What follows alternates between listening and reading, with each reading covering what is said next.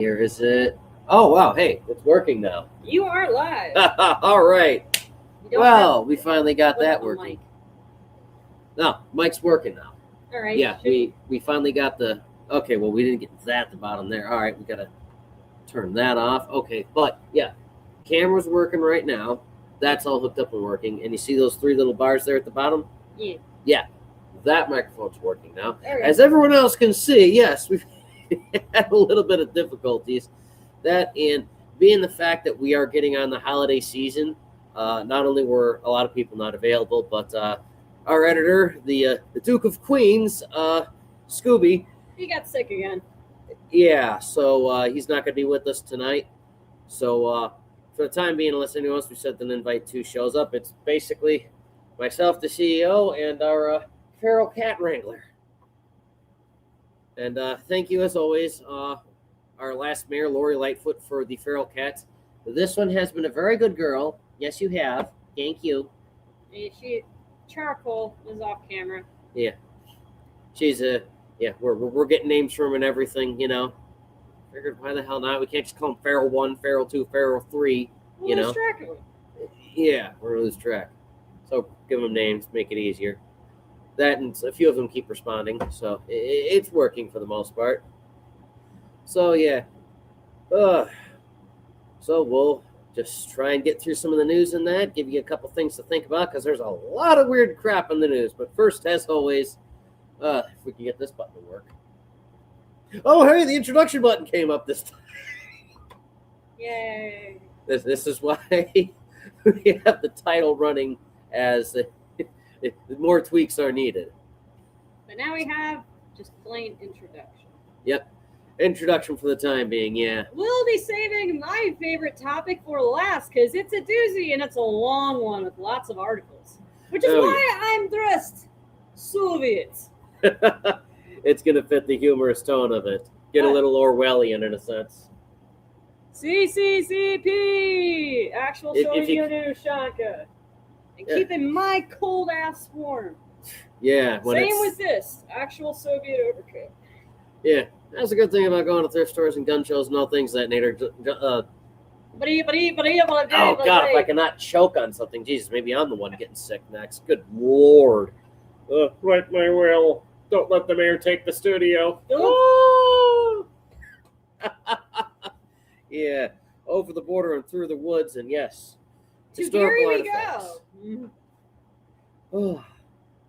Yeah, we'll have to do a topic about that sometime in the near future because apparently, we have to do a little bit of investigating, but apparently in a week or two in Gary, Indiana, they are going to be lighting a Christmas tree, and it is supposed to rival the one in Chicago, comically and primarily because... This camera keeps zooming in and out, Oh, it's getting in and out of focus. It's because that light bulb there is the only light source we have, and it's not a very good light bulb because that one, unlike the other ones we installed, that's an old one. That one's not the LED and it's not the flat.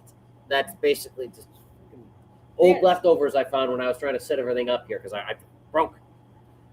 But anyways, as I was trying to say, as another feral cat decides to... Don't fall. Do not fucking fall. I do not want to set this up again. This took a lot of time. Do not leap. See the things I have to deal with all the time here trying to get this show running? Jesus. Thank you. That's why we have our feral cat wrangler. Ow! Anyways, I'll have to double check the dates, but there's supposed to be a tree lighting in Gary, Indiana, and unlike the one in Chicago, there is a very low probability of a firefight breaking out. Very unlikely. Yeah, that and it's going to be in the afternoon, so I might actually be able to get there after work because that is what supports this show, gainful employment. We have no sponsorships. We're still tweaking this. Our sponsorship is ourselves. Yeah, our own paychecks. Ain't a sponsorship at all. Yeah. That is not a serious sponsorship.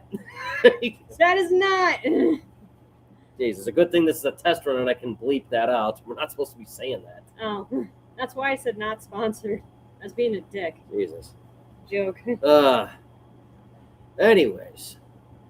Besides, you don't have any viewers. No, not yet. No. We might later. I don't know. But for the time being, yeah. Oh, all right. So, out of the introductions. So the first story we have is actually a work in progress because there's a somewhat young man at the ripe age of 47 who was working on some groundbreaking research at MIT to make nuclear fusion possible. Not fission. That's what we typically have. That's what we have for the normal nuclear reactors, right? Correct. Yeah, nuclear fission, not fusion. Fission is what we have for regular nuclear reactors. Fusion has been experimental for a time because, well, not easy at all. A lot of moving parts. Oh, yeah. Well, you basically want to try and make a small-scale version of a energy-generating system that works like the sun. That is the most difficult part. Trying to create it in a controlled environment without having a Chernobyl disaster. On top of that, yeah, with all the regulations they want to throw at you, so very difficult. But if it worked, it'd probably be a more clean energy source than even solar and wind. Oh, absolutely, because let me go ahead and get the article here. I think he was working with plasma as a theory. All right, let's see here. Where do we have it here? Nope, that's not it. Okay, good. I like how it shows all the tabs. Oh, where the heck is it now? Nope, come on, give me MIT. Here it is. Boom. All right. I'm going to probably butcher this poor man's name. Nuno Loureiro? I think it is Loureiro.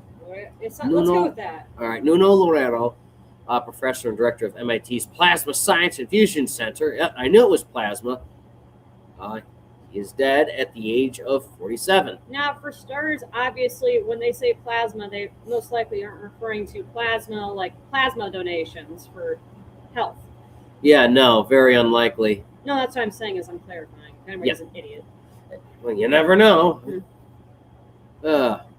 All right, so for the time being, this good man is a professor of nuclear science and engineering and of physics, all three, hot damn, at MIT, died at 47.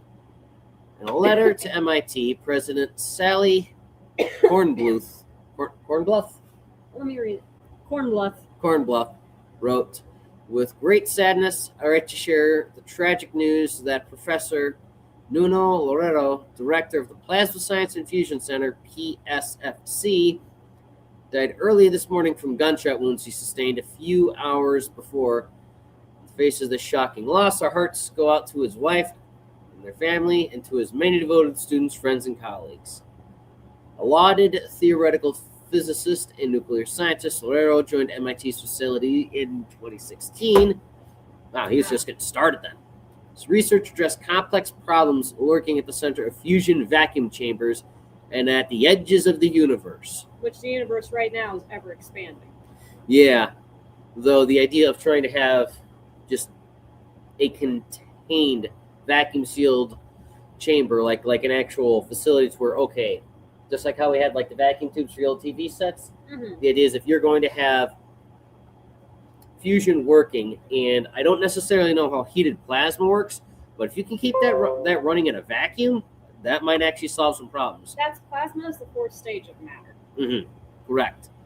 And you have to make sure that it stays as plasma. It can't go to any of the other stages. Yeah. Which might be why you needed a vacuum, but that's something that if we get into the nitty-gritty of that, I'm going to have to actually do some research outside of doing this, because I just know the basics. I haven't touched fission or fusion since I got out of high school.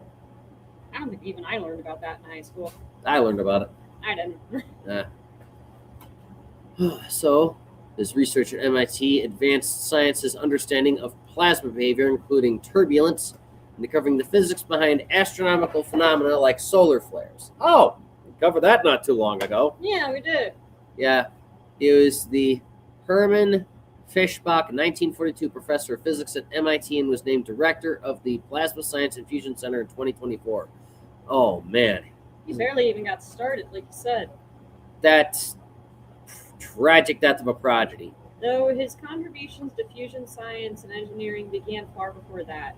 His research on magnetized plasma dynamics, magnetic field amplification, and confinement and transport in fusion plasmas helped inform the design of fusion devices that could harness the energy of fusing plasmas, bringing the dream of a clean, near-limitless fusion power closer to reality. I'm beginning to think and understand why he may have ended up dying. Oh, yeah, we're definitely going to be getting to that because there has been a bit of a conspiracy about it. But primarily, first and foremost, understand we need to. Gotta get another feral cat. Okay, go ahead and wrangle him. I gotta get her out of the wall. Jesus, again.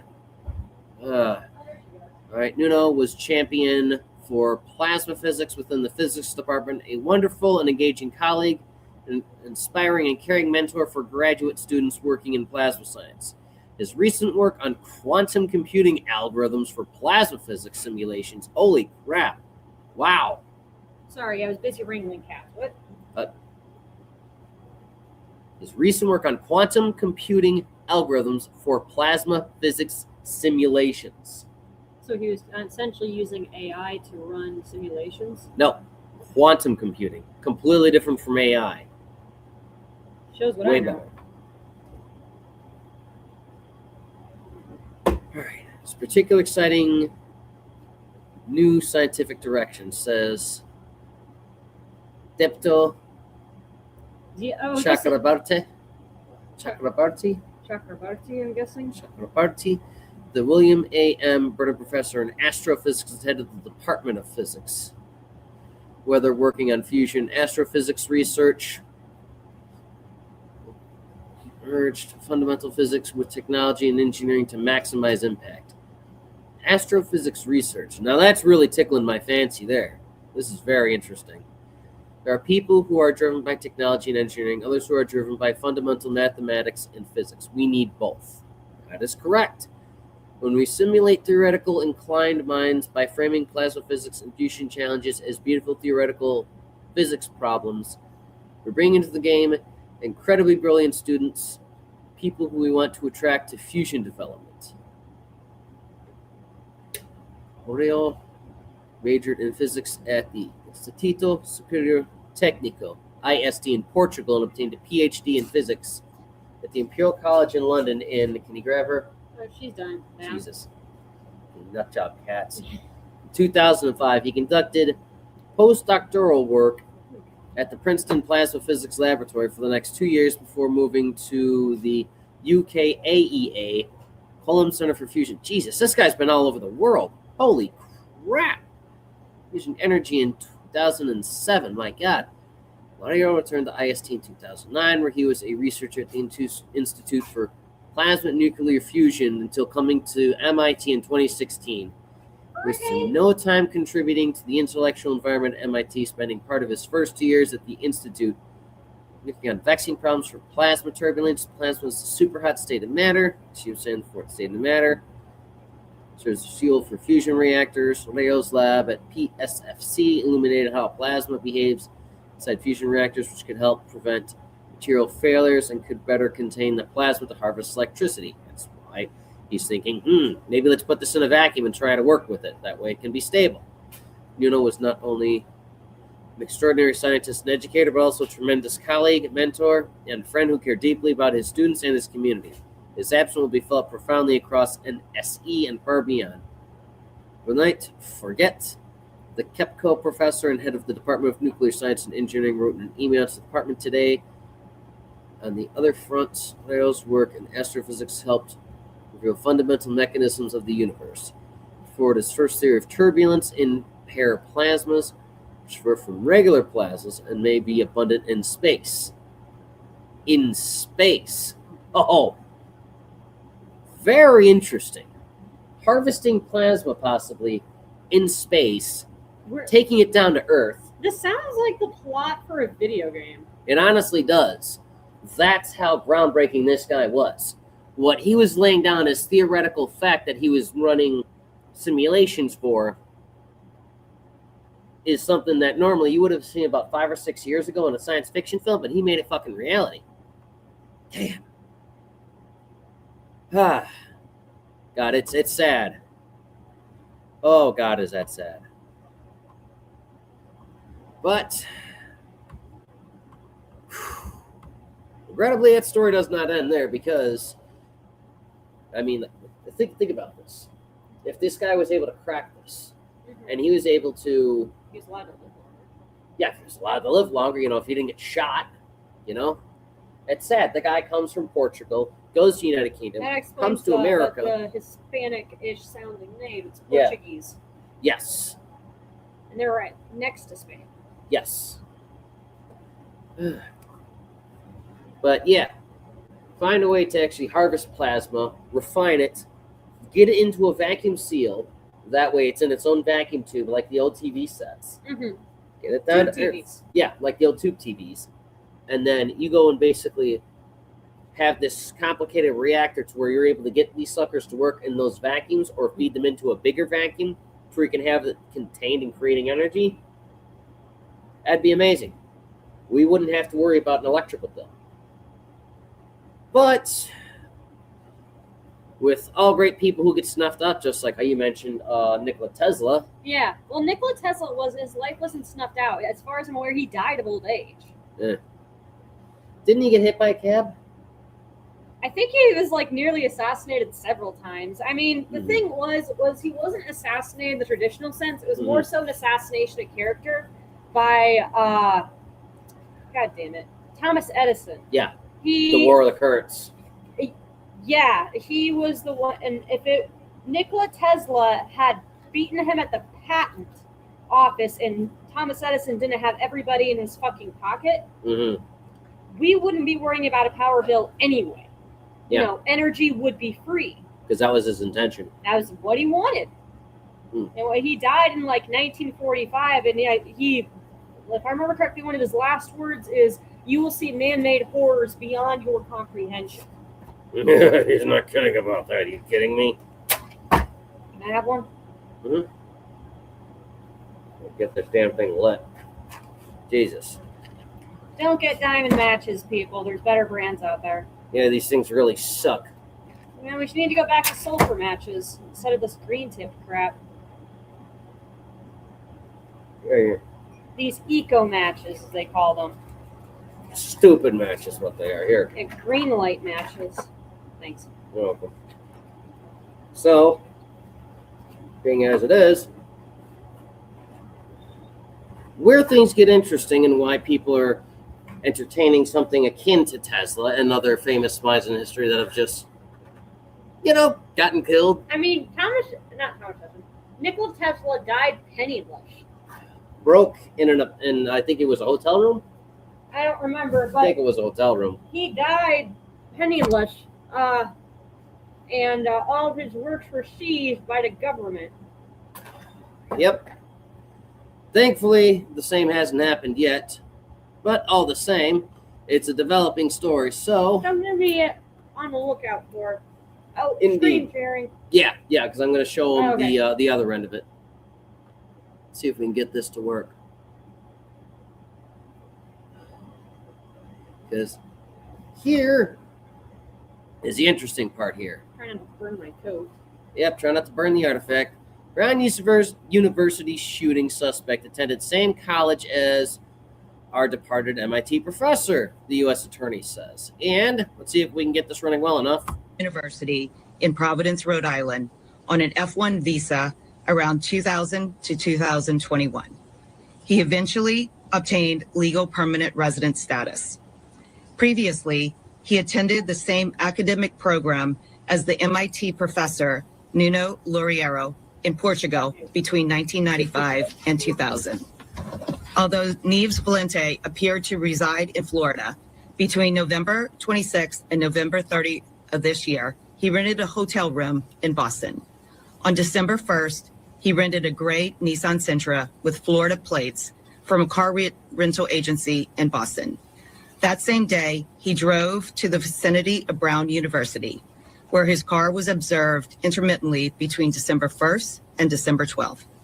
On December 13th, Neves Valente entered an auditorium on Brown University's campus during a study session and began shooting at students. killing Ella Cook and Mohammed Aziz Umarzokov and injuring 9 others. Between December 13th and December 14th, Nies Valente returned to Massachusetts. On December 15th, he murdered MIT professor Nuno Luriero at Luriero's home in Brookline, Massachusetts.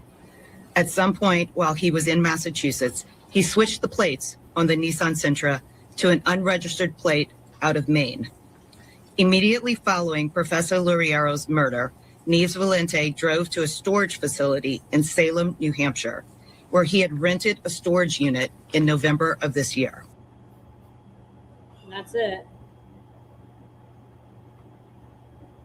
Oh, and it gets better. Let me go to the other tab here now that I kind of got a little bit of a better idea. But before we do, weren't you saying that someone sounds like the introduction of a video game?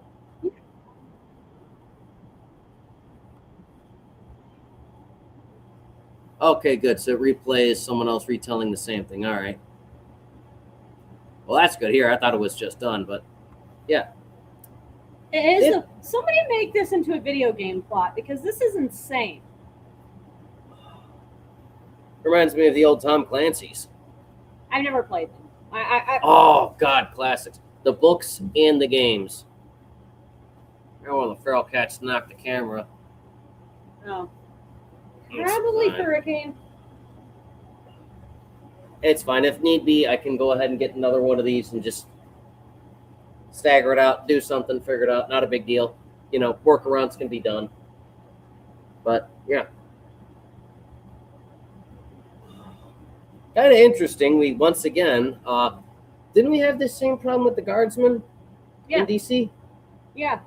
It was some guy on a visa Yeah. who shot up the place. Yeah. And killed those 2 now. No, not And just the one. The one. other one's recovering. Yeah.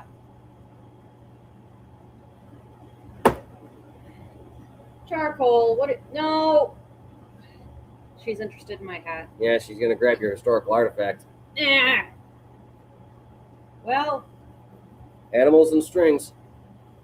So, yeah, kind of strange that not once but twice now we have a bit of a visa snafu with somebody who decides that they're going to commit some kind of domestic terrorism. Only thing is, this guy seemed to be more intelligent than most of the shooters that I'd seen. This guy in the was past. very intelligent by switching out the plates several times. Yeah, Seems twice at least that they've been able to verify. And when he was there between the 1st and the 12th, I said he was stalking, and by what I mean is he was observing. He was observing the comings and goings of everybody to figure out when would be the best time. Yep. Which is smart. If you're going to commit a murder, that's one thing you want to do, I guess.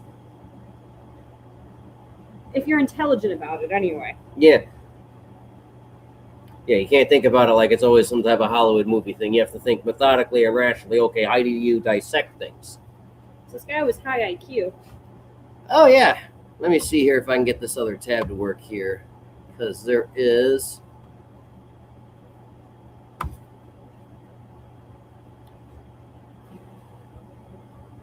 Three days ago, a day after shooting and killing the MIT professor. And while officials believe... If you want to. There we go. All right, let's go.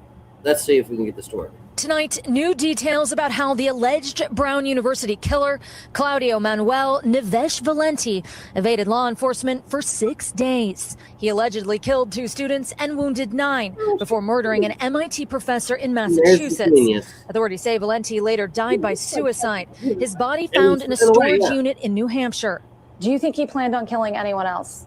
It's possible. He's a dangerous individual, very dangerous. Law enforcement officials tell NBC News Valenti used advanced techniques to avoid being found. It sounds like he meticulously planned this attack. Oh, there's no question about that. They believe he used different weapons for each murder, avoided using traditional credit cards, changed license plates on his... It seems like something straight out of the CIA's book.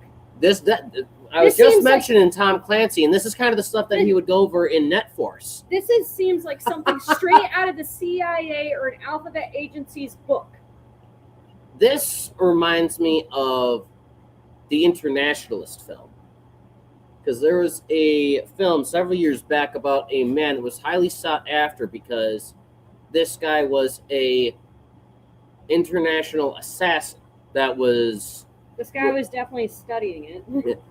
Well, this guy probably isn't like that kind of person, but kind of like the same thing that they're showing here. Like, it's how this guy would go about things is they'd have the convoluted things where he talked to 8 different people to get the one job, but for every different assassination he would do, he'd have different legal documents. He would never use the same weapon twice. And as far as license plates, yeah, this guy would go through multiple vehicles. The only mistake he made is he used the same vehicle. Yeah, in this case, yeah. That's like the only mistake he made. But then again, constantly switching vehicles is very expensive. So I'm very curious. Yeah, this guy isn't the internationalist. He doesn't have an endless budget. Mm-hmm. I'm curious as to who trained this guy. You don't pick this up from some 2-bit fucking street gang in Chicago. You kidding me? If our gangs here were fucking as smart as this guy, oh boy, we wouldn't have CPD. All right, let me continue playing. That is very intriguing. Vehicle multiple times, used an international SIM card in his phone, making it harder to trace, and he covered his face. Do you think he knew where all the cameras were? He definitely was conscious of that. Critical to cracking this case, a man law enforcement refers to as John, a Brown University graduate who frequents the building where the attack happened. He views himself as an extension of the Brown community. Officials say John confronted Valenti in the building hours before the attack. Part of their encounter caught on this surveillance footage showing Valenti running away from John. According to court documents, John followed Valenti outside, where they ran by a Nissan he believed belonged to Valenti because his key fob set off the car lights. 2 days ago, authorities put out this notice asking for John to come forward. He came forward within an hour. John then alerted authorities to the Nissan and other important details. You described the lengths he went to evade authorities. Why did he kill himself? It's a question we have as well. We're posting information and very strategically posting certain things. I'm assuming he realized, but at the end of the day, Aren't most spies, like throughout history, if they've been caught or if they've been compromised, aren't they taught to like kill themselves so no information gets out? Yeah, usually that, or they have someone killed. Very intriguing. Very intriguing. Who do indeed. you think paid him? Who do you think paid him, and what freaking government aid? That's my biggest question, because this definitely seems like this was very professional. This isn't some 2-bit thug out of Chicago. This was methodical. My question to you is, Burnside, from your knowledge, from that you've studied, who do you think is most likely to have paid him off to do this? Because this was not some like a crime of passion, clearly. If it's a crime of passion, then If it, it might be a possibility that it could be a crime of passion for one simple thing. He did go there. That's one thing they were able to confirm. And as humorously dumb as it might sound, maybe this guy really sucked at science. He took it personal. But if you take it that personal that you basically have to study Tom Clancy and the Internationalist and, I don't know, where's Alex Jones? Don't you have a book on this somewhere? MK Frogs Turning Gay or something? But like levels of conspiracy to where, I'm going to take this guy out. I'm going to take out the guys that did better than me and that damn woman that wouldn't date me too. No, I think this was fully intended, but like, I think it's going to cause a lot of people to ask a lot of questions. My personal belief is that, and I could be way off base, this Possibly. seems to me like he was paid by a government, and because I'm wearing all these Slavic stuff. Not exactly for the right topic, but I mean, it fits anyways. No, I'm just saying. No, what I'm trying to get at is this definitely seems like something maybe Mossad, Iran, the U.S. government, if we're Russia. if we're gonna poke, what do they have over there? No, that's the Germans that have the GSG-6. That's their mega SWAT unit. The GRU, I think, is what they call them, or the FSB in Russia. Maybe. That's what I'm thinking. Is it just seems like if this was a crime of passion, then this was very long, drawn, and thought out. But my money, I'm placing like I'm gonna put down $20 that this was somebody maybe not associated with like the government, but somebody paid him to do this. This definitely, just to me anyway, screams that there is something fishy There's kind of going on. conspiracy here, Like, undoubtedly. Yeah, it's definitely a conspiracy. Get Alex Jones on this. We were promised a cartoon last time, damn it. I want one for this one. Holding you to it. Definitely. Yeah, but that's, Jesus, are they still ongoing with that one? It's probably going to be news for like another week. Yeah, they're still going on with that. All right. Yeah, it's okay. So, if anything, if next week during the holidays we can spare a few minutes, maybe we'll go into that one more. But that was pretty much the crucial information The for it. 26th. Yeah. If any of you are, we got 0 people watching. But Right. if anybody like, you know, wants to stick around and hear us blabber on. Yeah, okay. Or if anything, we'll just get on the company Twitter page and we'll just do that. Since this time around it's just 2 of us, anyways, which we'll go. Yeah. We'll figure that out when the time comes. If not, then we'll just enjoy the holidays. But in general, that's one of the weirder, more interesting subjects. Now, along the lines of conspiracy, and thankfully significantly more cut and dry, We guess have who's in trouble again? Mayor Idi Amin, Yes. as this crazy man here likes Yes, to call Lord him. of all the fishes in Lake Michigan. Master of the ballot box. Mayor Oh. Brandon Johnson. Except this time, he pissed off the wrong person Oh, yeah, he's getting investigated people. again. Pretty much, by yeah. the Department of Justice. Oh, yeah. So let's roll This one. the tape. Let's see here. Because, yeah, thankfully they were able to put up. Oh, here it is. Congress. That's the wrong one. That's Whoops. from That's wrong the topic. next one. All right. Doggone it. See, we still have technical difficulties here. Okay, let's see if I can get this to click on the right one this time. All right, let's see here. All right, no, not that one from Congress. Where is it here? Again. I don't think you pulled it. I think you pulled it up and then you shut it. No, here it is. Letter to the City of Chicago. All right. There now we you're go. gonna have to. Definitely zoom in. Yeah. Okay. Yeah. That's perfect. Now I can actually read it for my blind ass. Yeah, so notes. This comes from the Civil Rights Division from the U.S. Department of Justice, and this was issued today. No, May 19th. Not today. Does it say December? Oh, bummer. All right, so I guess they're bringing it up today, but they initially filed it in May. That's because something likely moved forward. You know how the government is. Everything Yeah. that all the bureaucratic red tape takes a day and a year for them to get things done, literally. Right. Jesus. So the honorable, I love how they call it, the Honorable Brandon Johnson, Office of the Mayor. Hey, that's where we sent our letter to. Yeah, and he used it to probably wipe his butt. Yeah, lovely. All right. Oh, so that's what it is. Response, investigation of the employment practices of the City of Chicago, Illinois, pursuant to Section 707 of Title VII of the Civil Rights Act of 1964, as amended. Okay, so that's why they're investigating, and now they have a response. That would that's be why it's brought up now. Like I said, it took them from May to 7 now. months. Yeah, so started in May with the paperwork. 7 months later in December, today, hey, we got to you. Oh, anyways, you want to read? Sure. Dear Mayor Johnson, the Department of Justice is opening an investigation to determine whether the City of Chicago, Illinois, is engaged in a pattern or practice of discrimination based on race, in violation of Title VII of the Civil Rights Act of 1964, as amended, 42 U.S.C.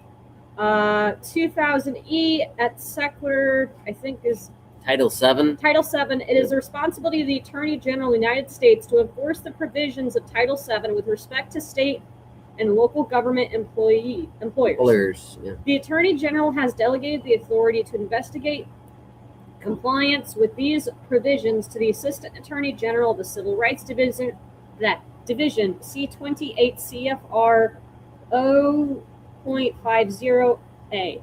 Title VII prohibits discrimination on the basis of race. See 42 U.S.C. 2000E-2. When the Attorney General has reasonable cause to believe that a state or local government employer is engaged in a pattern or practice of discrimination in violation of Title VII, it is the Attorney General's responsibility to take appropriate action to eliminate that violation, including in seeking injunctive relief. See 42 U.S.C. 2000E-6A. Our investigation is based on information suggesting that you have made hiring decisions solely on the basis of race. In your remarks made yesterday at the Apostolic Church of God in Woodlawn, you highlighted the number of black officials in your administration. Footnote 1. You then went on to list each of these individuals, emphasizing their race. Quote, business and economic neighborhood development, the deputy mayor is a black woman. End quote. Quote, Department of Planning and Development is a black woman. End quote. Quote, infrastructure, deputy mayor is a black woman. End quote. And then you have the footnote. CEG could be more racist, question mark. Chicago Mayor Brandon Johnson slammed for only hiring black people, comment in viral speech, MSN, May 19th of 2025. And then it proceeds to list the hyperlink. Yep, and then that as recently has been picked up by just about everybody else on YouTube asking questions. By MSN.com. All right, so keep scrolling. All right, part 2. The extra paperwork included. Page 2. Quote, Chief Operations Officer is a black man. End quote. Quote, Budget Director is a black woman. End quote. Quote, Senior Advisor is a black man. End quote. You then said that you were, quote, laying these positions, quote, out to, quote, ensure that our people get a chance to grow their business, period, end quote. Considering these remarks, I have authorized an investigation to determine whether the City of Chicago is engaged in a pattern or practice of discrimination as set forth above. If these kind of hiring decisions are being made for top-level positions in your administration, then it begs the question whether such decisions are also being made for lower-level positions. Footnote 2. It is important to note that we have not reached any conclusions about the subject matter of the investigation. We intend to consider all relevant information, and we welcome your assistance in helping to identify what that might be. We would appreciate your cooperation in our investigation. Upon receipt of this correspondence, please contact us at 202-514-3847 so that we can set up a mutually agreeable date and time to discuss the parameters of this investigation, including the scope of information that we will be seeking from you. Thank you for cooperation. Sincerely, Harmeet K. Dillon, Assistant Attorney General, Civil Rights Division. And then you have Jesus A. Osete, the Honorable Adria R. Lucas, Deputy Assistant Attorney General of the Civil Rights Division, Mr. Jesus, and then Acting Chair Equal Employment Opportunity Commissioner, Andrea R. Lucas. And so then, footnote 2 is pursuant to 29 CFR 1601.6. We have provided this information to the Equal Employment Opportunity Commission for its consideration in filing a commissioner's charge. Excellent. Now, to everybody who may or may not be watching, do not contact this number. We were just listing it for this. It's likely going to be a felony if you harass them or ask them something stupid. So don't get arrested, as we always say on this show. Don't get arrested. We fulfill our legal obligations, and if we have more people, we'll go ahead and say that, what the hell is it the lawyer says we have to say? If I remember correctly, it is that Chaos Media LLC fulfills all their legal obligations, and on any broadcasts that of which they have past, present, and future, all commentary, opinions, views, and the like therein are not explicitly those of Chaos Media LLC, but are of just individuals. Yeah, like I said, earlier I was saying that I think the whole thing with the guy with the plasma research, that this was a conspiracy by a government body, or at least somebody who maybe a competing person, somebody who had a similar idea. Might have been, yeah. So if aforementioned person, or let's just say just for the shits and giggles, let's say we get sued by Tanzania. Tanzania? Yeah, the country. It's Tanzania, not whatever the hell you pronounce it. All right, I thought it was Tanzania. All right. No, it's Tanzania. It's always been Tanzania. All right. Tanzania? All right. That sounds like a Santana knockoff band. You know what? It probably is. But yeah, let's say they go ahead and sue us for that. Yeah, they can bring us into court, and then we fulfill those legal obligations. But just saying that, well, you think maybe it might be them. Okay, that's your opinion. You're perfectly I'm not able saying to. it's concretely. It just really reeks like it is. Yeah, it might Not be. by Tanzania, but just any. Anybody. Thomas Edison from the grave, for all I fucking know. You know, that wouldn't surprise Somebody me. used a Ouija board and summoned him, and he was like, So somebody go like, get him. somebody like Nikola Tesla, not on my undead body. Come here, baby. Oh, chunky girl. Yes, big feral kitty. Good feral kitty. Alrighty. Who is, I'm fairly confident, has Russian blue in her, and Probably. wearing all Soviet gear, so it's. Oh, Right, yes. and our, let's see here. I actually think we had a bit of a quote of Brandon Johnson. Pretty much I covered have everything. that. Yeah, it's only like a 10-second clip. Let me see if I can actually get that thing. Oh, It's wow, from she's- somebody's YouTube channel. She's actually letting me pet her without biting me. Oh, holy crap. Yes, she's a mouthy one. Yep, here it is. Go 70 to 75% of the administration is primarily made up of white and white men. In my administration, 45% of my administration is black, 25% is Latina, 30% is white, 8% is Asian. It is the most diverse administration in the history of Chicago. There are some detractors that will push back on me and say, the only thing that the mayor talks about is the hiring of black people. No, what I'm saying is when you hire our people, we always look out for everybody else. We are the most generous people on the planet. I guess the DOJ is I don't know too many cultures that have play cousins. That's how generous we are. We just make somebody a family member, right? That's just how we are. 2 administrations ago, I mean, our neighbors kind of are like that to us. That's true. They're good people, though. And thankfully, as far as we know, they're not under investigation by the Department of Justice. Thank goodness. Yeah, it would suck. Oh, God. No. All right, good so neighbors. yeah. So the next one, this one's going to be really short, just because it's. This is We've also already been breaking- doing this for 42 minutes, and mine's All going right. to take like an hour. That's perfectly fine. I'll wrap this one up real quick because this one, unlike the one we did for Mayor Johnson, this one's fairly short, and I'm not going to play the entire YouTube video. Well, while you do that, I'm going to get a refill because I need to do it for the bit. All right, yeah. Would you mind grabbing me something too? You want a Dr. Pepper? From a glass of booze. All right. All right. So, Big Shot Bongino is apparently going to be leaving the FBI, and many people speculate he's going to return back to doing his radio show and his internet show and things of that nature, getting back into alternative media. So, might be very interesting. Find it odd that he's leaving, but then again, well, he was... Jesus, how many years did he serve before? And then he said, all right, well, I'm done being Secret Service. I'm done, looking after all these presidents and that. I'm going to, go and be like Tucker Carlson or Alex Jones and just do the radio thing. And then the current president, President Trump, asked him if he'd be interested in being in his cabinet. He said, oh, sure, why not? And now it seems like he's sick and tired of it. So let's see if I can get this sucker to work here. So as always, we want to go ahead and have articles source for all of these topics, claims, things of that nature. Let's see here. Oh, I just had it here. Where the heck was it? I need to do more tinkering. Humbug.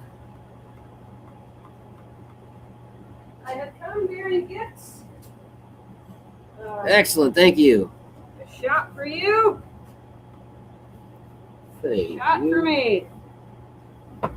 You think we'll ever get sponsored by a microbrewery? Maybe. I mean, if we keep going to different events in that, it's a possibility. Okay, here it is. I found it. Jesus. Okay, I got to remember to close these tabs so it's easier to sort through all this stuff. Yeah, that'd be a good idea. All right. I poured some vodka on this thing. It's Oh, okay. I'm sure it's not the first time. fine. Yeah, it's probably the 8th stain. Okay. So, Gateway Pundit. Here's who's posed to become FBI director once Mr. Bongino poised. Yeah. Poised. Here who is poised to become sole FBI deputy director after Dan Bongino's departure. Which, did you mention that Dan Bongino will be leaving in January? No, I did not pin the date on it. It just says January. Yeah, because I thought it was tentative. Because he's still thinking it over, but, last the president mentioned, yeah, Dan's planning on leaving sometime next year. So I guess January is when he's going to be out. All right. So, and here it is right here. It says he is resigning from the FBI and will be leaving in January. All right. I believe in my position with the FBI in January. I want to thank President Trump, AG Bondi, Director Patel for the opportunities to serve a purpose. Most importantly, I want to thank you, my fellow Americans, for the privilege to serve you. God bless America. And, they're going to want us to log in to view the rest of that. All right. Well, at least he made it official. Yeah, the Cliff Notes is always good. All right, so who is next? Do they say who's going to be next? Scroll up. Okay, yeah, no, that's just the person that wrote the article. Questions of who's going to replace Big Shot Bongino? Okay, according to reports, FBI Co-Deputy Director Andrew Bailey appears poised to ascend to Bongino's position. He will assume additional responsibilities in the role, including overseeing the Bureau's daily operations and making key decisions. Bailey was hired as co-deputy director back in September of this year. Before that, he served as Attorney General of Missouri. We'll have to look more into the guy to see if he's a good choice or a bad choice. Mm-hmm. So we'll get back to you all about that on next week. Yes, I think if anything, that sounds unless you want to go on Christmas break, or we don't upload for at least that week, but the week after? Week after might work. Yeah, we'll work something out. That's also the good thing about all of these being test streams, and that is when we can get a more solid. Test stream number 4. Yeah, 3, 4, 5, 6, 7, 8, whichever one we're on now. Jeez, we're going through it quite a bit. I think it's the number 4. All right. 3 or 4. Okay, 3 or 4, whichever. But yeah, when we get more of a schedule set, we'll start putting it up in Discord and everything, and go on the company Twitter once I can get back into it and go, oh, hey guys. Here's what we're going to do. Yay. But Bailey, God, that name rings a bell. I think that was the guy that ran for I think he ran for governor and lost to Pritzker. There might be somebody else because it says Missouri, not Illinois. Or might be thinking of a different Bailey. Possibly. All right, I'll have to look into that. The appointment suggested to someone on the outside that Bongino's departure was inevitable and Bailey was being groomed as his full-time replacement. After all, this dual role was considered quite unusual. During his tenure as Missouri Attorney General, Bailey was regarded as a conservative stalwart and loyal supporter of Trump. For example, he ardently defended Trump against the lawfare launched by Democrats to jail him for the rest of his life. Bailey also fought to restrict efforts by leftists who wanted to castrate minors, defend the unborn, and stop public schools' DEI programs.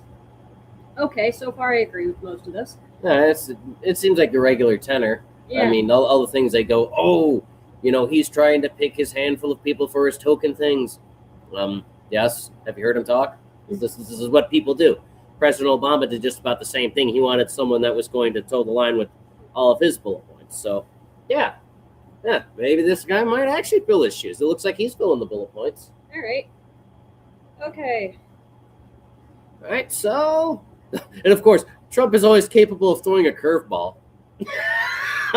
This person has a sense of humor. I like this person. Who the hell wrote this? Colin Linebarger. Okay, you got a good sense of humor there, Colin. That's funny. All right, let me close that. So that's out of the way. Let me close that one. Do some tab management here. So we don't have so many confusing things. Okay, and then it's... The rest of it's my shit. Yeah.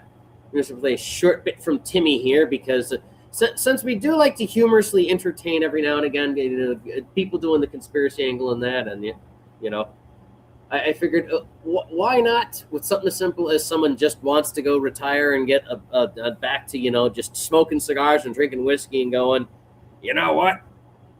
I like not working for the government, so I can say what I want, when I want, because I'm Big Shot Bongino, and there's a Big Shot Bongino show. Yeah. There's always some very humorous, very entertaining, which is why we also mark this as entertaining, not just for legal reasons, but occasionally you got to read these things, you got to hear some of these people, and it sounds, I don't know. Isn't there a term for it to where it's like something akin to Schadenfreude? What is? To where It's something that seems so humorously nut job-ish, quackish, crazy, but then, oh, that might actually have some truth to it.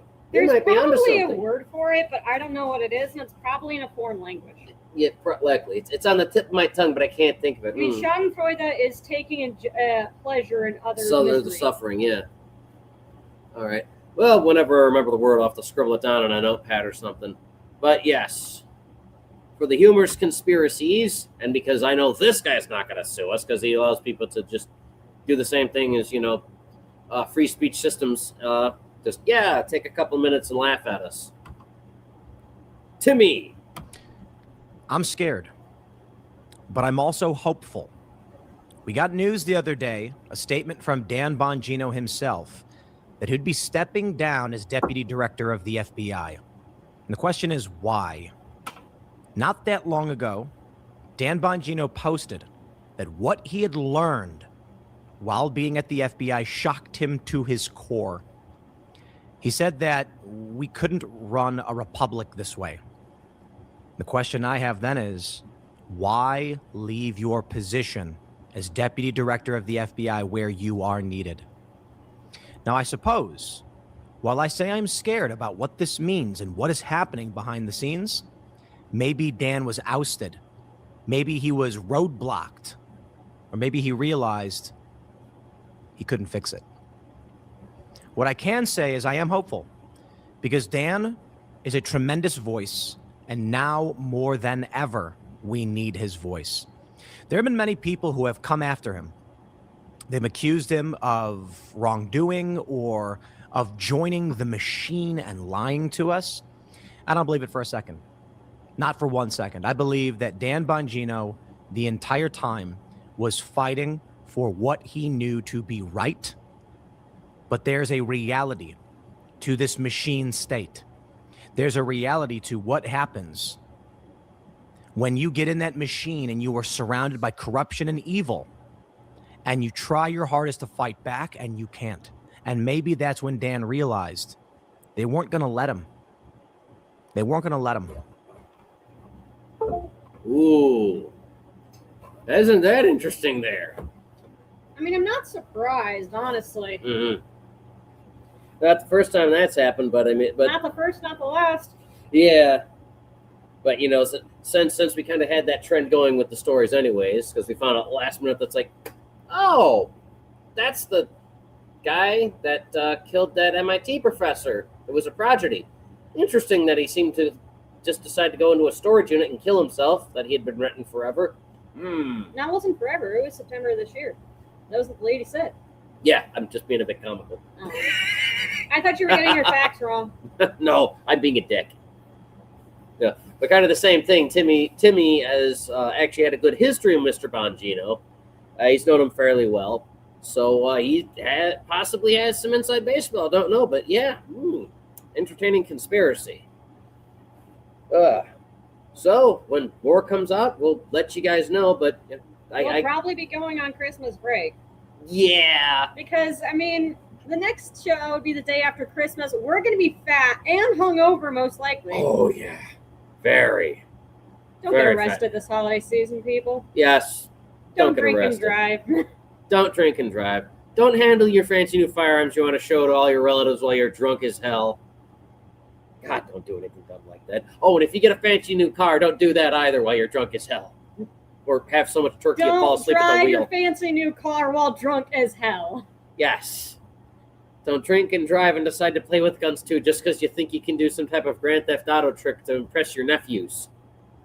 Play with fireworks instead. Yes, responsibly. Don't blow your fingers off. You know people will. Hopefully not, but it probably. Yeah, And probably. enjoy Aunt Marge's fruitcake, damn it. She put a lot of hard work into it, even though she makes it every year, and it doesn't get better every year. It tastes like glass. Just try Chew it, damn it! Just try to eat one piece, man. Just chew it. Just try to eat it once. It was your great aunt 3 times over's recipe, and it was written in Serbian. So just try Just eat it. Just try to eat it. Just try Remember, The vodka is delicious. You will eat it. Notice I said eat it. Yes. It's a secret I do not ingredient. recognize. You said it with the same tone as I do not recognize the The bodies bodies in in the the water, water. like the SCP thing. Yes. You will eat the vodka and you will like it. You will no, eat the vodka. You will eat the fruitcake and you will The like it. fruitcake has the vodka in it, Actually, no. Normally, it's made with sherry or brandy. which is why it would be very strange to have vodka in there. Yes, because Aunt Marge's eyesight is going. She couldn't tell the difference between the goddamn whiskey bottle and vodka bottle, so she threw it in. And you're gonna eat it, damn it. Just be careful with Grandpa. He might fall down the stairs with her rum balls. Oh yeah. Oh, those are nuts. You don't actually bake them typically. Some of them recipes you don't bake the rum balls. Yeah, don't you like flambe them or something? I don't know how you make them. Dylan Hollis made a recipe on it. Yeah. Anyway, so This is going to be. we your saved the part. best for last and the longest one, and this is my topic, which is why I'm dressed like this. Plus, it's cold as shit, and our furnace don't work for nothing. So, Thank you very much, nearby gang members, for shooting it until we moved in. I'm just glad they haven't shot it since we moved in. That's also fucking nice of them. they haven't come into our house because we have a guard cat. Yeah, we've got several feral cats, and thankfully, They're military trained. damn seems that way. One of the fucking hoodlums was walking around. I guess I don't know what the hell he's doing until I seen him going like this. I was like, oh, he went to go get his mail, and he went to go pet the cat. The cat he went to pet decided he didn't like him, and then screamed for the others, and then they laid siege to this guy's tracksuit. God, I nearly pissed myself. Times and Gary. All right, Yeah. so the The reason funny thing is, I think his name was Gary too.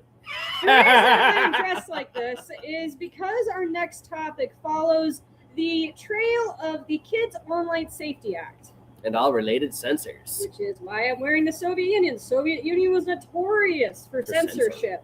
Now, we're going to go from the very beginning and go to where it is now to give you all a bit of history. So we're going to start with United Kingdom and their version. The first article we were going to read to you is from Ofcom. All right, so let's go find that now that we've consolidated our tabs, and hopefully this thing cooperates this time. All right, here's Congress. There's Should be- that's Abbott. But did you not put it up? No, I have it here. That House of Commons. nope. Okay, that's not it. Oh, it says right there what the hell it is. Okay, here, let me just There, I click think that. it's home. Maybe Net choice. no. Although All that right, is it? where it says home, that I believe is I Ofcom. think that's a. Yeah, because you have to go through this really weird thing where it's basically checking your location. You know how Cloudflare has that thing where it's checking to see if you're a robot or not? Okay, yeah, I think this would be it then. It Yeah, gave me some weird because crap like that. Oh, they Oh, that's strange. seems that refresh the page. All right. Yeah, it does this. All right. All right, let's And if see. it denies it, just refresh it again. Wow, that's Oh, they interesting. removed it. That's interesting. Huh. Honey, what used to be on this page? Well, I don't know, because basically it was breaking down the Kids Online Safety Act there. I'm wondering if they deleted it. Anyway, Well, we can go look that up. Kids Online Safety Act. Oh my! looks like they deleted it. Speaking of sensors, let's see here. Small services navigate. So it's applying for online guide for services complying. Oh. Enforcing. This one, guide for services. Don't think so. I have no idea because the thing Online Safety Acts. It's just mentioning the Online Safety Act, not the Children's or Kids Online Safety Act. I think okay. Well, let's go to the other one that I had Risk assessment? provided. All right. Well, in brief, Ofcom has had a very big tendency to go ahead And and censored yes, because they've had a lot of backlash lately over it, and it's being disputed in. I believe it's being disputed in Parliament now. Or at least it was for the past couple days. All right, pull the other article up in regards to it that I had sent.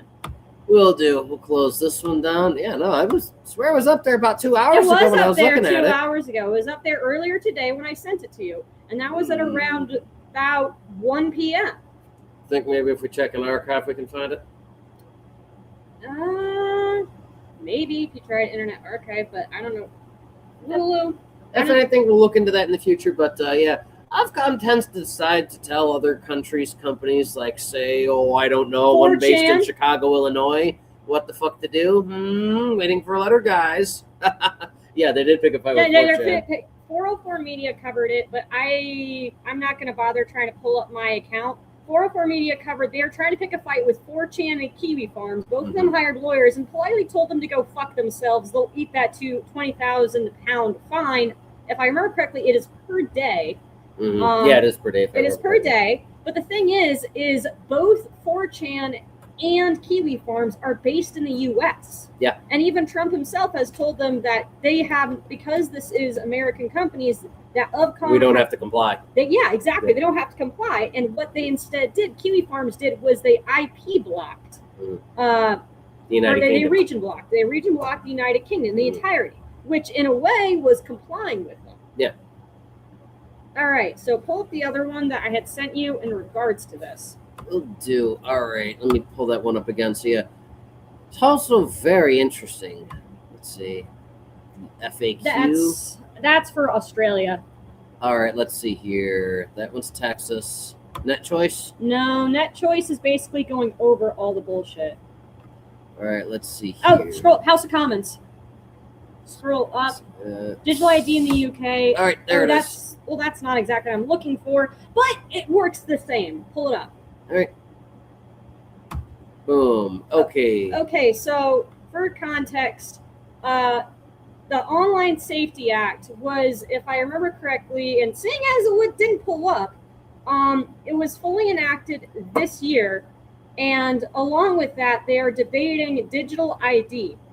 Now, digital ID, well, let's read it about what it does. Digital ID. Digital ID. Digital ID refers to a digital representation of a person used to verify who they are or facts about them in online and physical interactions. Now, they are going over the benefits. Digital ID systems can offer efficiency, fraud reduction, and privacy protection. These benefits derive in part from the fact that digital IDs can be reusable. Now, I do say that, now let's see what they say for risks. It's the same thing. Privacy groups, including Privacy International, Big Brother Watch, have highlighted the risks in digital identity systems, including data breaches, user profiling, surveillance, exclusion, and function creep, where digital ID becomes mandatory in more scenarios than originally proposed. Decentralized systems may mitigate some of these risks, but concerns remain about usage tracking and unique identifiers. Big Brother Watch stresses that even decentralized systems can behave like centralized ones if identifiers leak data across platforms. So go back up to the pros, the benefits. Let's see what else it says. Enables data minimization. A credential might confirm that an individual is over 18 without also revealing their date of birth or actual age.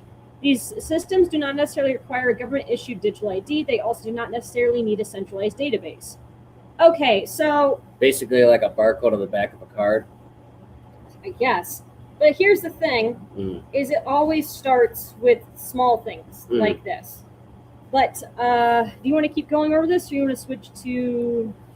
Let's see here. I got looking to related digital identity services, UK One login and UK Wallet. An app for storing government-issued documents like driver's license. Interesting. That sounds like a crypto wallet. That's what they want, isn't it? The cryptocurrency, like what is it called? The conspiracy? CBDCs, yes. Basically the same idea as federal banknotes. All right, I guess let me see.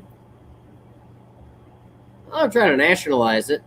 That's one of the proposals linked to it. So that's in the on the 26th of September 2025, Prime Minister Keir Starmer announced a digital ID scheme that will be mandatory for proving the right to work.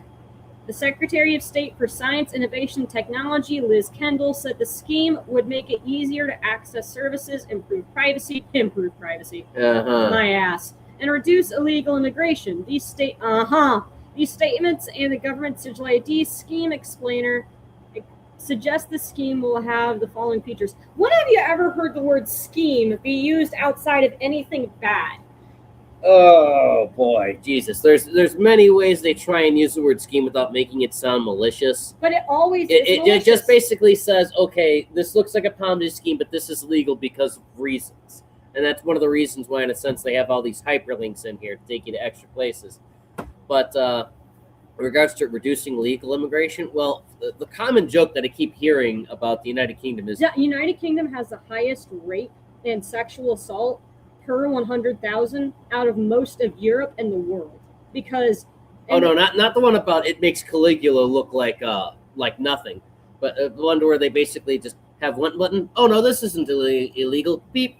Now it's legal. See, we updated it. That's that one.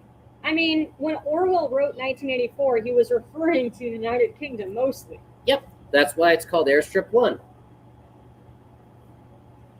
The digital ID will be mandatory for proving a person's right to work in the UK, but voluntary in other cases. The digital ID will be built by the government and stored on users' phones in the gov.uk wallet. It will include name, date of birth, nationality, residency status, and a photo. There will be no centralized digital ID database. The digital ID will be designed to be privacy-focused. Data will be encrypted, only shared with user consent, and not used for tracking. The digital ID will be designed to be inclusive, using assistive technologies and other options for people who struggle with or cannot use digital technologies. Okay, here's the thing. Anybody who studies the United Kingdom as of lately knows that they do not believe in privacy whatsoever. And that's why everybody is so upset with the Online Safety Act. Not just that, but the thing is about trying to prove you're an adult so you can access services. First of all, that's not going to stop kids from accessing the internet, accessing sites they have no reason to access. But it makes it harder for an adult. And because it has started off in the UK, it has now spread across the globe. Oh, yeah. And particularly Australia, which has just passed their no person under the age of 16 is allowed to have a social media account. And here's the weird part here's the weird part and the funny thing. The weird part. So they blocked Reddit, YouTube, and Kick and Twitch. But you know what they allowed? What they allow? Discord and Roblox. The two websites that's awfully conspicuous isn't it? Two websites most known for grooming and pedophiles. They are allowing. Oh God, there's literally been Roblox, the bounty hunter guys going after convicted pedophiles who are not supposed to have access to children. They're like, we have 8 VPNs and 5 different computers, and now I'm able to get the children. It's like, yeah. There's literal grooming gangs on those, and there's even games that you can play that are dating sims, essentially, like where you can date other people. So you could have a 14-year-old dating a 48-year-old, essentially, on this website. And we're not talking about it like some kind of isekai anime. No, we're not talking about the 14-year-old is technically 5,000 years old. She just looks like she's 14. No, we're talking genuine kids. Yes. And the thing is with Australia, it has been so easy to circumvent this because of the AI. People have used, within hours of this being implemented, people have used video game characters and photos of dogs to bypass the system instantly. It's absolutely laughable. Yeah, someone basically, if I remember correctly, took a generic state ID, a sample that you'd see in like a DMV, and said, all right, I'm going to replace that with an AI-generated version of Saitama, and I'm going to put a auto-generated name, and they literally carefully match up the font and everything, and just do some basic photoshopping, and then, the artificial intelligence is like, yes, this is totally a person. It's like, this looks like somebody picked it up out of Spencer's. Are you kidding me? So you're telling me I can go to Spencer's, if I'm in that country, theoretically speaking, and go, all right, I'm going to go pick up a pirate license. To make fake IDs to bypass stuff. We're in the age where that is a literal thing that can happen. Well, that's actually been a thing since the 90s. That was one of the I reasons know. why. Then they started nowadays it's harder to get away with the fake ID. Yeah. Because they have like the star in certain ways where they have to scan it. The real ID and the reflective surfaces and all that. Yeah. Mm-hmm. But yeah, no. Like in Hot Topic and Spencer's, this kind of started with anime conventions and the like. To where people would actually try and have a character license, like how you have a character sheet. Yeah, I've heard of those. Yeah, it's funny as shit. Where you basically would have the equivalent of Saitama's driver's license. Yes, you would have. You brought the example. Yeah, people would have that. It was they were really popular. For anime conventions, costume parties, things of that nature. Like somebody pulls up, dressed up as Leon Kennedy or Albert Wesker, and they pull out. And they literally have an Umbrella Corporation employee card or they a still do that for the SCP Foundation. Is people will make like actual lanyards and like for their identification, like I've got like rank 5 or whatever it is. I haven't been in the SCP Foundation in years, so I forget how it goes. But yeah, that's essentially what these guys are doing. These kids are making digital versions of those, which it's laughable that this technology is so expensive and it's so stupid that it's literally getting bamboozled by some kids. It's literally like that robot dog that the Marines literally what was it? Oh God, they basically did all the Solid Snake jokes. Shit. Yeah, they solid snake that shit with the cardboard box. And 2 of the Marines put actual camouflage duct tape on it. The other ones just decided, okay, we're going to go up to a tree and we're literally going to tape on the twigs around the box. And they just literally went up and they literally had like a hole for the sleeves. So the guy literally had like one part of a ghillie suit on and just went like with this tree arm, just went poke. Because these eggheads at DARPA or whatever thought, yeah, we have such advanced combat robot drones. These UAVs can spot men at like something ridiculous, like 100,000 yards. Yeah, 100,000 yards. Yeah, that's an inside joke for us, by the way. It's 100,000 yards. Yeah, something ridiculous like that. And they're like, it has thermal, it has infrared, it has all these bells and whistles and an automatic weapon of some kind or another. Automatic belt-fed 30 cal. Something crazy like that, yeah. So they figured, okay, we're not going to need any more Marines because we can just field like thousands of these things. And of course, the people from the chair force take into account Marines, they win. Yeah. Only thing they can't win against is death. Was it the Air Force or was it DARPA? I don't know. I'm making a joke. All right. Because, the Air Force, the chair force likes to make things overly complicated. They don't take into account. Oh, God. With how ridiculous these things were, that made it look like they were just basically playing with Legos. That's how advanced these things were. This was like a $1 trillion spruce goose project that was literally solved for less than $5. $1 trillion defeated by a bunch of Marines, cardboard, duct tape, and then the environment. $5 worth of duct tape. Defeated $1 trillion. No, it would be $6. $1 for the box. Oh yeah, $1 for the box. Unless they fished it from a garbage can. They probably did. But okay, so next up it will be because it's spread from the UK to Australia. Let's pull up what Australia has to say about it. So right, I gave you 2 articles. The e-safety. Yeah, e-safety commissioner. All right, e-safety commissioner. Here we go. So this is the facts about it. So social media age restriction that will help keep Australians under 16 safe. People, how do social media restrictions affect me? Parents and carers, social media age restrictions and your family. Educators, what do the social media age restrictions mean for educators? All right, proving your age safely. Students have to prove their age to use social media. All right, interesting. So as you can see, that a lot of this is like updated in November. Mm-hmm. If someone offers to sell you a fake ID, direct access to an age verification account, it's probably a scam. Or it might be someone who's trying to dial you, hey, I'm at Spencer's. Do you want me to Photoshop this? Here's your Leon Kennedy ID. Yeah. Just rewrite your profession as not being a police officer in Raccoon City. I was stressed you don't have to prove their age, use social media. No, it could say real proud dad department. Yeah, Like, real proud dad department, yeah. Instead of Raccoon Police Department, real proud dad. That's a Jacksepticeye joke. Oh, God, that's good. I expect the platform to make every account holder go through an age verification check. Has to continue to 6 months older. For example, if someone has an account since Facebook started in Australia in 2006, Medicaid reasons assume they're older than 16, so no further checks needed. Yeah, because I mean, they're basically about 20. Okay. Under 16s already have an account allowed to keep using them? Probably no. No, everybody was suddenly unable to access their accounts.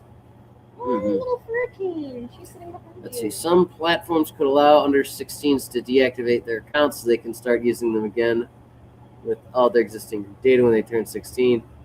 Young people shouldn't rely on platforms to provide this option. So they download any data they want to save, including connections, posts, and the like, as soon as possible. Mount Harbor to prepare. Let's see which websites are forbidden and which are allowed, so everybody knows I'm not making shit up. That Discord and Roblox are completely fine to use, but how dare you try to use Reddit or YouTube? All right, let's see here. Hi, baby. Hi, baby. Social. There you go. Oh, yes, you're so cute. Yes, you are. You're so cute. To everybody on camera, it looks like I'm just diddling with your back. Yeah. Oh, no, they're not able to see it. They're only able to see because we're screen sharing. Oh, Let's see. Sweet little kitty. Oh, well, they actually don't seem to list it by website. They actually have like a 1 through 7 process to go through. Okay, well, there's a couple YouTubers, I believe, that covered it. All right. Just give me a second. Let's see your age-restricted social media platforms. Let's see here. It is eSafety's view that Facebook, Instagram, Snapchat, Threads, TikTok, Twitch, X, YouTube, Kick, and Reddit are age-restricted platforms. This will continue to be updated, finding the latest deals about which platforms are age-restricted. It should be. And, oh, what do you know? That tab doesn't seem to exist. That's the one I was trying to have you look at, I think, is one of them. It's one of the links. It's awfully suspicious that we're trying to... We've had this happen twice now. It's a pattern. Oh, not letting me go back to it. Not letting me go back. Oh, wow. Hey, isn't that weird? My good sir, it seems that we have an error to be had. Oh, well, we tried. All right, well, with that, we now have our own version with the Kids Online Safety Act. And thankfully... And we have a kitten. We have little hurricane. Yes, feral kitten. And thankfully, as far as we've checked, our U.S. websites anyways, have not run into some mysterious error where the web page doesn't exist anymore. Yeah. Or it's just deciding it's not going to work. Isn't that awfully convenient? Isn't that awfully convenient, Hurricane? What do you think? You think it's some big conspiracy by lizard people? I don't know. That or maybe they're just something on our end. I mean, we've already had problems with this damn thing. I'm wondering if it's because we're based out of the U.S. That could be it. Who knows? All right. So, let's go to Congress again. Well, I pet the kitten. All right. Let's see You here. smell like maple syrup. S1748, Kids Online Safety Act. And so nobody panics where it says it's filled in with the black. That basically means that that's only like what's happened so far. If all of it becomes blackened with white text, we've got a problem. Is there a way you could make this slightly bigger for me? Let's see here. Can try and... Thank you. That's going to make everything else bigger? Yeah. Okay, so this was... All right, who knocked what over? Okay, Right, so we have S1748, the Kids Online Safety Act, which is our equivalent to the Online Safety Act from the UK and the same equivalent essentially in Australia.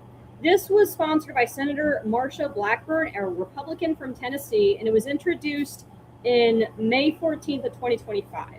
Now, this has been introduced, but last I believe it was voted on, it was a resounding success. Because here's the thing, nobody in Congress or the House or the Senate wants to be thought of as not protecting the kids. Regardless if they're Democrat or Republican, they're all going to want to be of protecting the kids. They don't want to be like, oh, we can't just let pedophiles have access to them. And the worst part is many parents throughout the U.S. are perfectly fine with it. They don't care about sacrificing their freedoms because they'd rather throw an iPad in front of a child than actually parent. That or they trust the government too much and think that when this goes from introduced all the way to becomes Tadao, that Tadao isn't going to be horribly abused. Well, if I remember correctly, I mean, we don't have a sponsorship with them, but this is a channel I myself really like. There's the YouTube channel FEE.org. They thoroughly cover a lot of things that start off like this, to where, hey, or the government's going to try and be responsible, and then it goes horribly wrong. Speaking of, let's go to NetChoice. They have been up on top of all this stuff with Online Safety Act. Sure. But we'll do that after we read this. Yeah, because they actually have a summary for once, which is nice. Usually they don't give us a damn summary. Oh, goody gumdrops. The bill requires covered online platforms, including social media platforms, to implement tools and safeguards, protect users and visitors under the age of 17. Covered platforms are online platforms, video games, messaging applications, or video streaming services used or likely to be used by individuals under the age of 17 with specified exemptions. Or exceptions. Yeah, exceptions. Doesn't matter, same word. Oh, not same word, but same thing. The bill generally requires covered platforms to exercise reasonable care in the design and use of features that increase minors' online activity in order to prevent and mitigate harm to minors, e.g., mental health disorders and severe harassment. Covered platforms are also required to provide certain safeguards to minors, such as protections for minors' data, tools for parents of minors, such as access to minors' privacy settings, and a mechanism for account holders and visitors to report harm to minors on the platform. Covered platforms are prohibited from conducting market or product research on children under the age of 13. That's where COPPA comes into play. Mm-hmm. And they only conduct such research on those under the age of 17 with parental consent. So COPPA is the Child Online Privacy Protection Act. And what that is to make sure that companies like Facebook or like any Meta, X, or Twitter, and several other websites cannot collect their data and sell it. Gotcha. It's meant to protect the children so they're not getting targeted ads towards them if they're under the age, if I understood it correctly. The bill provides for enforcement through the Federal Trade Commission, the FTC, and states. The bill also requires online platforms to meet certain requirements before using algorithms that select, order, or prioritize information presented to users based on user-specific data not provided for that purpose. Specifically, such platforms must 1. Provide users with notice of the use of such algorithms, and 2. Permit users to switch to an algorithm that does not rely on such user-specific data. Yep. And so now let's go to what NetChoice is. So NetChoice, a YouTuber had explained, is where they are keeping track of all of these privacy, how would you word it? Lawsuits, bills. Well, anti-privacy bills and everything. Because here's the thing, is putting your privacy in the hands of the government is the equivalent of leaving your front and your back door and all your windows unlocked for anybody to come in and out. That's the basic equivalent of what this is. Because if the government can get in and look at your shit, so can anybody with a good computer. Oh, yeah. And the hacking skills behind it. Think about earlier this year or last year, how Social Security Administration was hacked and all those Social Security numbers were lost and they didn't announce it till 6 months later. Yeah, it was also lovely. So imagine what it is if like with the UK, the digital ID, and they enforce it worldwide. How would it feel to go and see your bank account's been drained, if several credit cards been pulled your name because somebody got a hold of your digital ID? Yeah, if you got a lawyer, who the hell are you going to sue? The black market? I mean, I think there's a website that actually shows how many cyber attacks are going on in any country at any given time. Yeah. And the other thing is, right now, your data is worth its weight in gold. That is the biggest commodity and the biggest currency on the black market, more so than AKs. Oh yes. I mean, AKs Because- are good, but Yeah, AKs are always AKs can't hack a computer. not yet. Anyways, I'm sure someone's working on that. So we're gonna go. Yeah, no, I didn't have that plugged in. It was giving me a hell of a time. So we're gonna go with net choice. Should be all right here. Where is it? There we are. Oh, they're the easiest one to find because I got the fancy logo. Mm-hmm. Thank God. So right now we actually have had a win with the permanent block of Louisiana age verification law. I read that to you earlier. Mm-hmm. They declared it unconstitutional. All right, so Which means that no matter how many try it, they can no longer bring that up, they struck it down with due prejudice. essentially, because it's a permanent block. Let's see here. So despite all this doom and gloom, we have one single win in the U.S. All right, you want to read the article on it, or you want to go over their mission? Let's go over their mission first and explain about what these people. Let's just Come read. on, load. Load.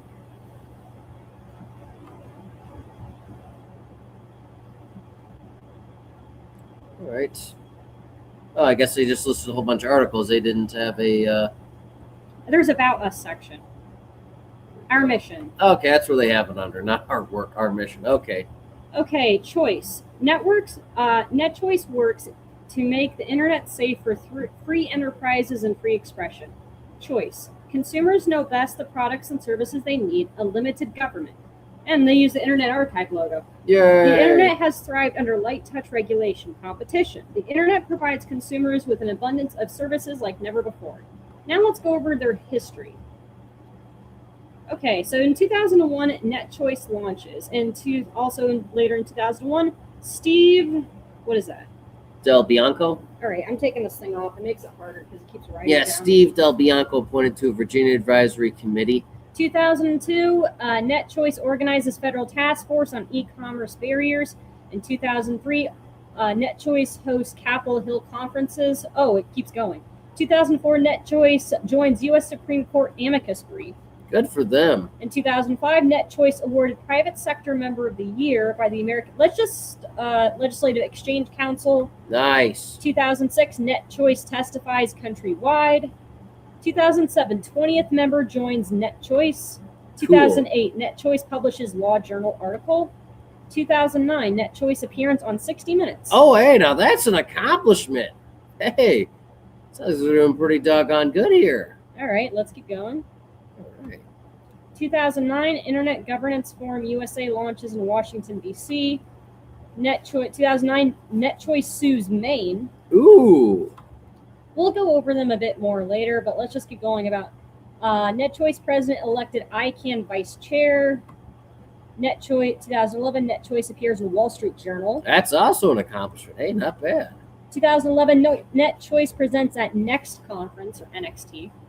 Decent. 2013, NetChoice testifies cross country again. Ooh, not once but twice. So very nice. 2014, NetChoice leads 30 state campaign. 2015, NetChoice president testifies in 5 congressional hearings. Ooh, nice. 2016, sorry, font small. NetChoice sues South Dakota, Massachusetts, Wyoming, Indiana, Ohio, and Tennessee. Interesting. 2016, NetChoice drafts facial recognition guidelines. 2017, NetChoice advances Virginia ticket transferability laws. 2017, Chris Cox testifies on Section 230 of the Communications Decency Act. 2018, NetChoice files amicus brief in Airbnb versus New York. Sweet.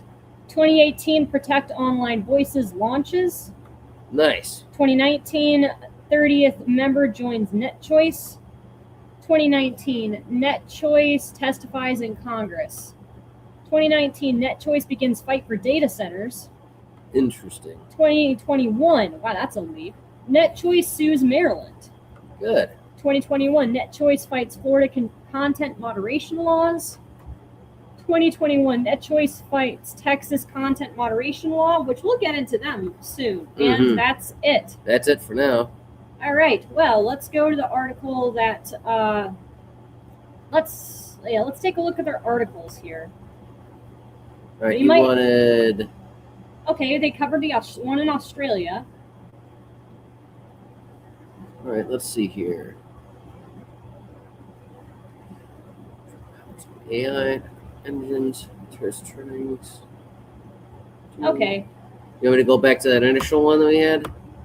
Yes. About this one, yes. Baton, okay, so this came out recently. Baton Rouge, Louisiana. Today, the U.S. District Court for the Middle District of Louisiana granted Net Choice's motion For summary judgment in Net Choice versus Merle, striking down Louisiana's Act 456. The court ruled that the law, which conditioned Louisianians' ability to access protected speech online, their willingness to hand over sensitive government ID, violates the First Amendment. In a decisive ruling, Judge John W. D. Gravels found that, I probably butchered that. I think it's de Gravel. Found that the state cannot use a free-floating power to restrict the ideas to which children may be exposed, and that the law was both unconstitutionally vague and failed to meet the high burden required to restrict free expression. Today, the First Amendment prevailed in Louisiana, said Paul Task, co-director of Net Choice's Litigation Center. The government lacks authority to restrict access to lawful speech it does not like. As the district court recognized, the First Amendment forbids the government from posting ID checks outside the library door, and the same is true when it comes to social media. Task continued. Louisiana's law would have done more than chill speech. It would have created massive privacy risk for Louisianians. I don't know how to say that. It just does not roll off the tongue. Louisianans? I think that's how it's supposed to sound. Like those, Louisianans.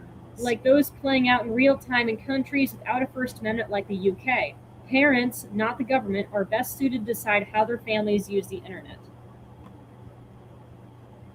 This permanent injunction joins a growing list of federal court victories for Net Choice following similar rulings in Ohio, Net Choice versus Yost, and Arkansas, Net Choice versus Griffin.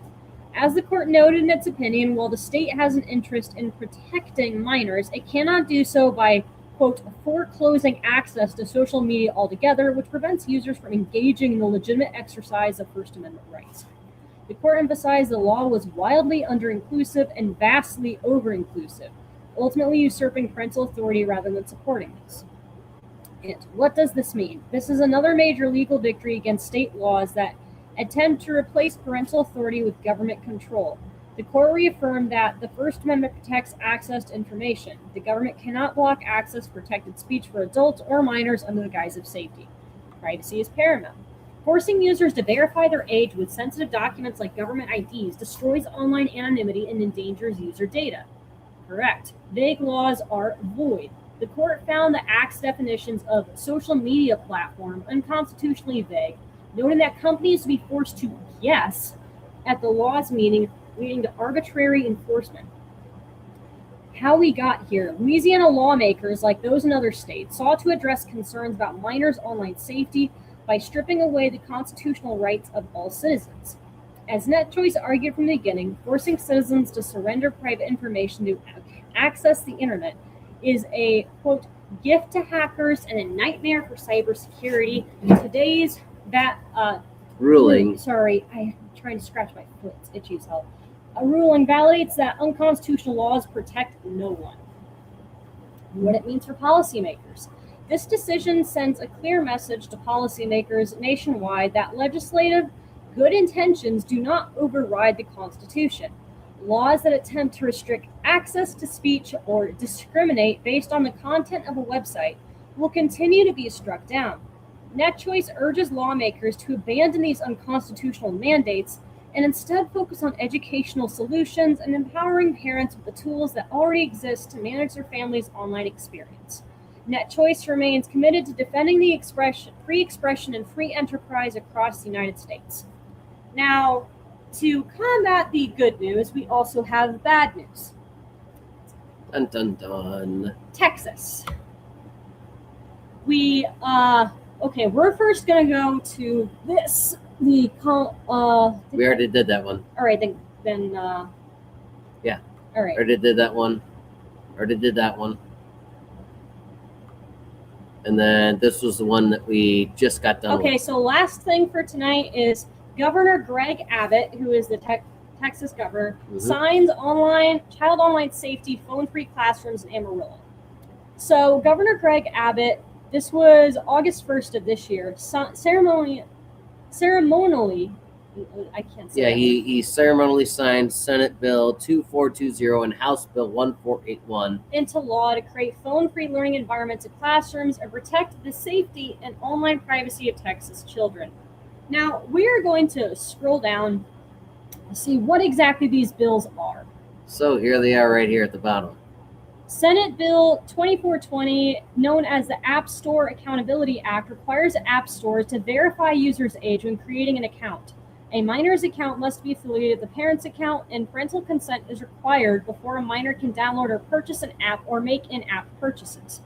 House Bill 1481 requires schools to adopt policies, they spelled policies wrong, Good Lord. prohibiting students from using, this is from the Office of the Texas Governor. They can't spell policies right. Come on, guys. Prohibiting students from using personal communication devices such as cell phones and smartwatches during the school day. They spelled it wrong again. Polices must either prohibit... Yeah, they made that same typo twice. Policies, not polices, must either prohibit personal devices on school property or provide a designated storage area for devices during the school day. Jesus. So here's the thing about Senate Bill 2420 is that essentially means that it starts at the beginning of next year. It means that if you are living in Texas and you want to download, let's say Discord's acting up really bad, and you go to update it and it just doesn't work. So you have to do what everybody has to do, is you have to uninstall the app and reinstall. Well, now instead of just doing a simple reinstall, now your phone is asking to verify that you are an adult, which means, what would you have to do? Take a picture of your face, or do you just take a picture of your ID? I have a friend in Texas, we call him the Czar,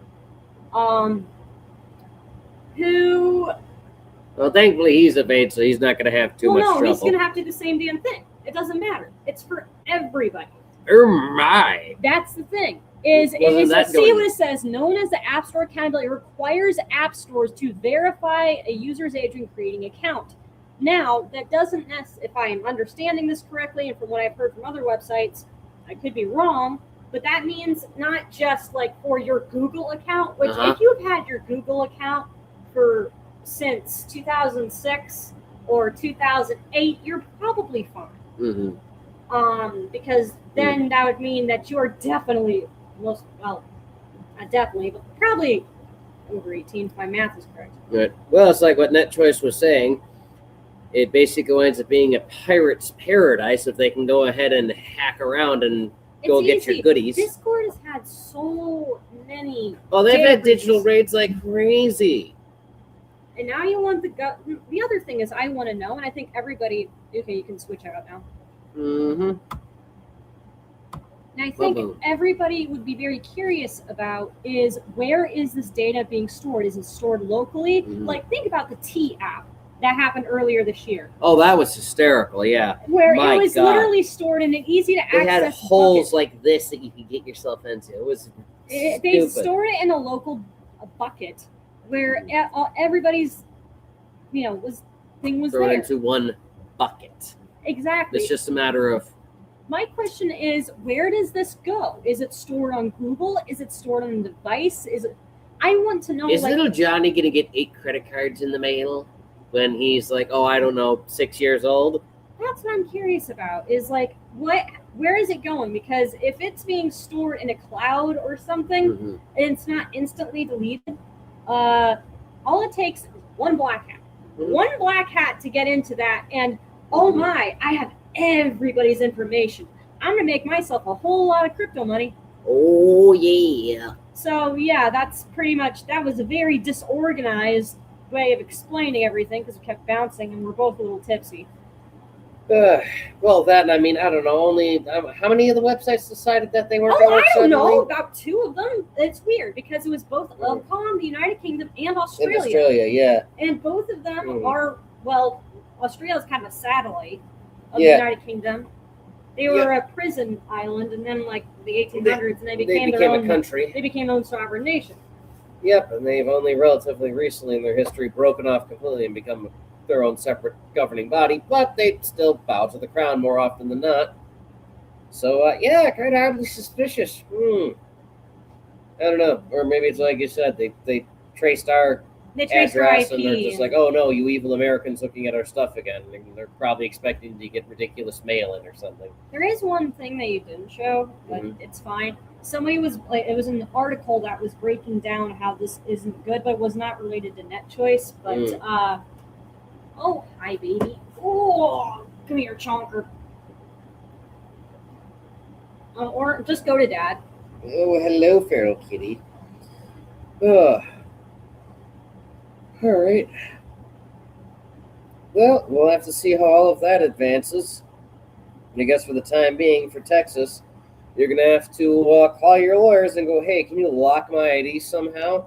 And you're going to have to go take your kids to school and grab their phones and hope they don't need them for anything important. I hope there isn't another shooting.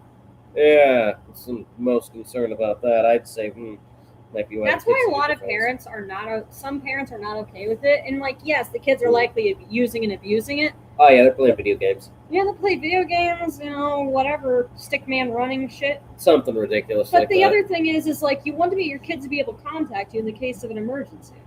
Yeah, you do. So I don't know, but for now, that's all, folks. That's all, folks. Yeah, that's the end of this test run. So, yeah, in the future, we're going to see if, before they start closing it down, we can go to the Chris Kindle market and see how good of a year that's been. We're going to try and get over to, unless we missed it, the tree lighting ceremony for Gary, Indiana, as there's less likely to be a shooting there. And it'll happen when I'm not at work. And, let's see, I know there was one other damnable thing. Well, when we have more updates than that, we'll likely go ahead and put it on our company Twitter page. So until then, don't get arrested. Don't do something stupid to get yourself arrested. Everybody, we may or may not have a show next week because we're going to be celebrating the holidays. And like I mentioned earlier, we will probably be very hungover and very fat. Oh, yeah. So, as always, stay safe this holiday season. Don't drink and drive. And don't drink and drive in a fancy car. And don't drink and try to show off your new block to your nephews and end up blowing your or their brains out. Yes, because you thought Grand Theft Auto was reality. Or they thought Grand Theft Auto was reality. You never know these days. It could go both ways. Yeah, it's good thinking. Instead, be the racist, grumpy uncle at Christmas dinner and ruin everybody's fun. And remember, eat Aunt Marge's fruitcake. She put a lot of hard work into it, even though she switched the vodka and the whiskey together. Her vision's going. Just choke down on one piece and then feed it to the raccoons. They'll thank you. They need a Christmas too. Good night, everybody. And end button. Let's see if this thing ends on time now. Come on. Yes. End it. There we go. Is it?